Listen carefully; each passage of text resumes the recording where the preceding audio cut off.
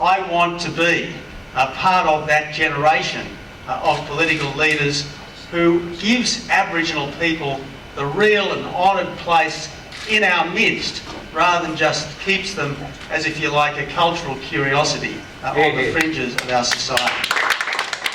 Tony Abbott's in-person announcement last Thursday that a Liberal government would get behind a project designed to provide training and guaranteed jobs for thousands of Indigenous Australians received a warm response.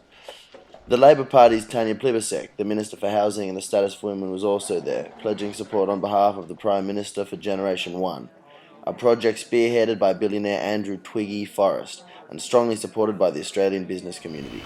It's not very often, particularly during an election campaign, where you get the Leader of the Opposition, a representative of the Prime Minister, into a room together and all they're doing is agreeing. The cheerful, bipartisan nature of the event, however, didn't stop Mr Abbott promoting his party's credentials or having a swipe at Labor's. Does the coalition support the constitutional change, including Indigenous people as first Australians? This is actually our idea. It was a commitment that former Prime Minister Howard made in, I think, September of 2007. It was supported by the then opposition, now the government. Prime Minister Rudd renewed the government's commitment in 2008, but I'm afraid it's yet another area where the Rudd-Gillard government has been all talk and no action. He didn't spare his own side entirely, however, taking time to politely criticise a prominent former leader. And as I've often said, John Howard was a fine Prime Minister and it was a great government, but it did make some mistakes, and one of the mistakes that it made was a failure to sufficiently generously acknowledge the aspirations of Aboriginal people, and I think that the apology, when it did come, was long overdue. The event, held in Redfern at a hospitality training centre, also gave the men behind Generation 1 a chance to emphasise some of the attitudes they hope to change.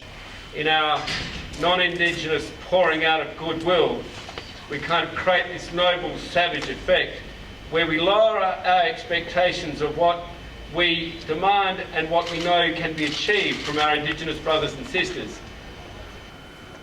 I did so much, I think, with the very best of intentions, for governments with the very best of intentions, creating too often the very worst of outcomes.